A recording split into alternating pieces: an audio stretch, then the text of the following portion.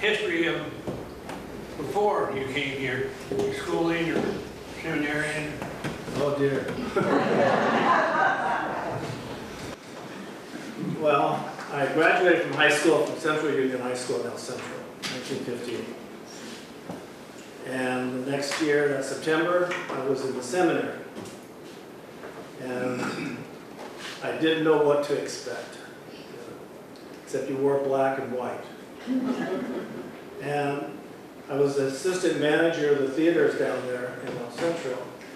And all the girls said, well, when you become a preacher, you're going to know what to do to find out and bring us back, because you know where we all are. So, but I think I never went down there to do ministry, so I don't know. I think they're still down there hiding. I became, in the seminary, kind of a head student. Not by the faculty, but by the student choice. So I picked the ordination day because it was my mother's birthday. It was Ascension Thursday, which has now been changed, and it was the first day we could get out of school faster. So that's why May 19th was picked. I got sent to the cathedral, and we were invited back by our rector, Father Quinn at the time, who was to become a bishop, which I didn't appreciate for long, but that's another story. But he invited us to say, well, how many confessions have you heard? Well, at the cathedral, we had to keep a count, because the rector wanted to know how many we heard. Not who, but what. And so he asked each one of us in 30, 10, 15, 1,600. Oh. Within 6 months. Wow. So, too much sinning from other parishes, because we weren't that big. Yeah. Refugium Peccator. Then I was counseling 2 sailors. The Vietnamese War had started, and I was seeing some of them come back. I would bless them to go. Some of them come back, and they would tell me stories I don't want to hear again. And then I get a call from Bishop Fury. You have 2 weeks, you're coming to work with me in the chancery. Okay, so now I'm 27 years old, and I'm the 3rd highest ranking priest in the diocese. And I'm hiring and firing, and I told the 2 sailors, I said, you know, I've learned enough to know that I'm going to see good priests and bad priests. The truthful people are you.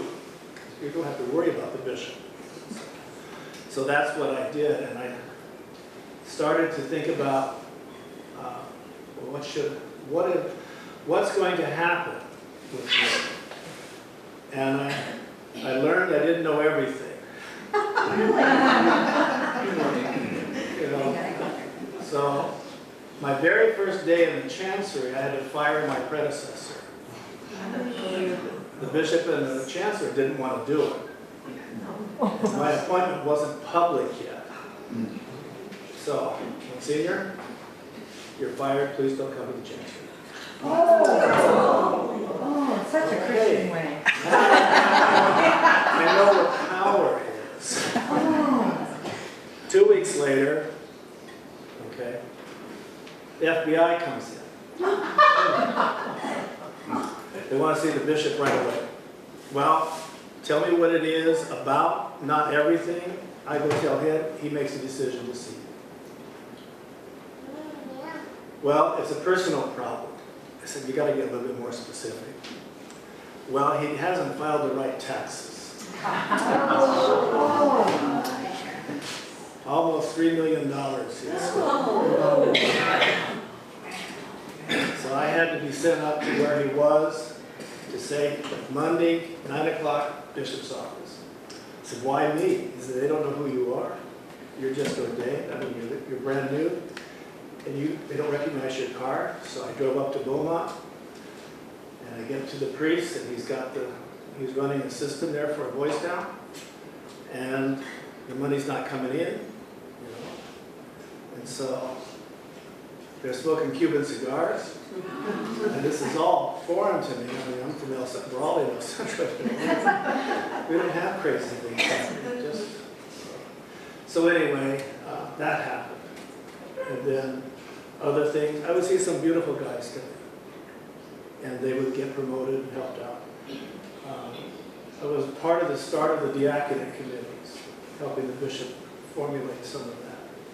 And Martin knows we're part of the Eucharistic ministers. I was one of the first to help with that too. I got sent to Rome a lot of times.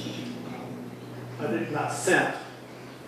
I was sent twice just to do some other studies, but other times I like to go there just because. I met John Paul II. I was with him 56 times. But sent John here, who made the sign. That's when I found out he's very funny. And he always remembers, I've seen you before. I don't know your name, but I know who you are. Then I became the past assistant. I wanted to get out of the chancery. So then they sent me to St. Francis. I said, I don't want to go to an Irishman. You know, because they're out on the coast. I'm more inland type. So I got St. Francis, stayed there a while, started the spark plugs. The kids enjoying life. Christ is the spark of your life. You had to give 1 week of adoration to God, church. 1 month, 1 day a month, physical labor to help someone, mentoring. They had the red jackets. I had to stop them in the Holy Spirit because of the Crips and the Bloods. Why they put them in color? They're gang colors. And so those kids have become pioneers. No matter where they have been, they have enjoyed Christ being the spark of their life. And I found that to be true here in Vista. The very first kid I ever met as a priest was a Michael. And the last priest I ever met as a priest was a Michael. 2 different Michaels. And both were sparkles, original and near the last. It's not for me. And coming here, I found people anxious to love God. I joined the ministry of ministers. They said, well, what brings you here? I'm here to claim my own. And if they're with you, I'm getting them back. And I did. And so it worked out pretty well. And then I was here a short time, too short. And I convinced the bishop to at least build a hall before I left. And then I got down to resurrection, and the priest succeeded me. He came down and said, I hate you. Father Roger did it this way. Father Roger did it this way. Well, I had no anybody to be against. I was the angel. And so they were therefore the opposite. Okay. So the joy of leaving here was not joyful. It was very painful. Yeah. But I was the dean. I had to go. There was a problem. It got solved. So the joy of being there. And then if I hadn't met Jean down there, I think I would have quit. Because she was fantastic. And still is. Okay. And then Kathy here, she's the mother of 3 of my kids. I'm not married.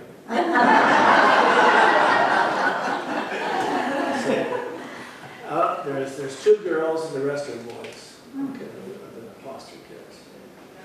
Some were by the state, some were by choice of parents. Okay, but the state of California, they made me a licensed foster parent. And I had the permission of the bishop, so I didn't care what everybody else said. He didn't want to give it to me, and I said, well, who raised you? Your uncle the priest? And your brother?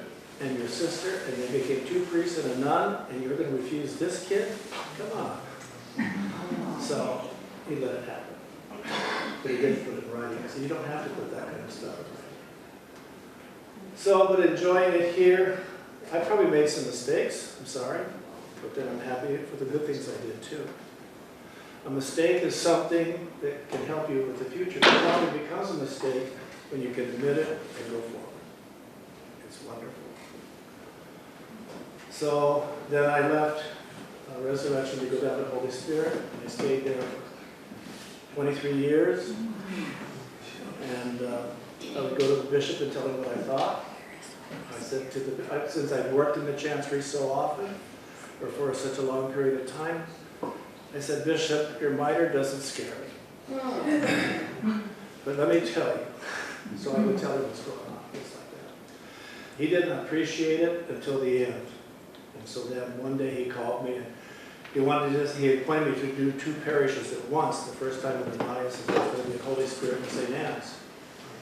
And I said, well, I can do that, but I'm not going to live over there. I'm going to stay here. So we had a big talk. And it came down to the point where I knew that bishops are very lonely at top because it's so rarefied. And they're not told the truth all the time. So they need help and prayers. So the whole giftedness of my priesthood was be to help others. And they helped me. Some of my classmates, I had dinner with one of them who left the priesthood, said, I'm going to pick up the tab because you stayed the course. I took it off for him. So then I found out at resurrection, this one man would stand off to, as I'm looking out at the people off to the right. And I said, he's a priest. So I went to him one time, I said, can I ask you a personal question? Are you a priest? He said yes, but he had left the priesthood. And then I brought him back. It was so powerful. And when we invested his body for a funeral, he was in the priestly robes. He was thrilled. I became known as a priest worker for priests. And I got sent to Rome to study canon law. Not study canon, study with the Canon Law Society, all the Pope's offices. And one of the Pope's offices was how to help priests, but they didn't want to talk about it. I said, oh gosh, this is really getting to be funny and hurtful. So I made a few points. I always made sure that wherever I went to the Vatican, I talked to the secretary. And then I could talk to anybody, because I knew more than the guys working. And so the whole idea of being up front and helping them. The church was very secretive in some of the ways we handled it. One of the marriage cases for an ex-priest that I was allowed to do when I brought him back to the laity, I could marry him off at midnight in front of the mission, San Diego, and no publicity. I said, why? Why? We need to find a way to live the gospel. So I'm glad that that's continued to happen here. This is going to be the exemplary parish of the whole diocese, if not now. Something wonderful is happening. So is that good enough?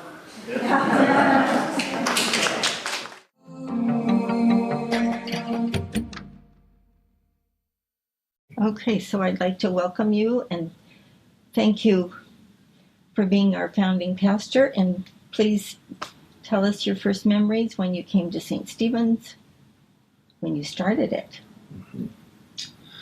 Well, it was a happy time.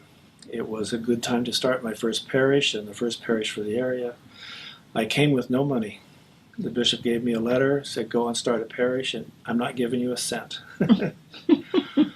And we gathered people together. I was happy to say my first masses there. We went to, which was Grandview, and then eventually to the school, and eventually to the house. And it was great to start a parish from scratch because I had no problems, and all the problems were the guys following me as pastors. So, too bad, guys. That's the way it is.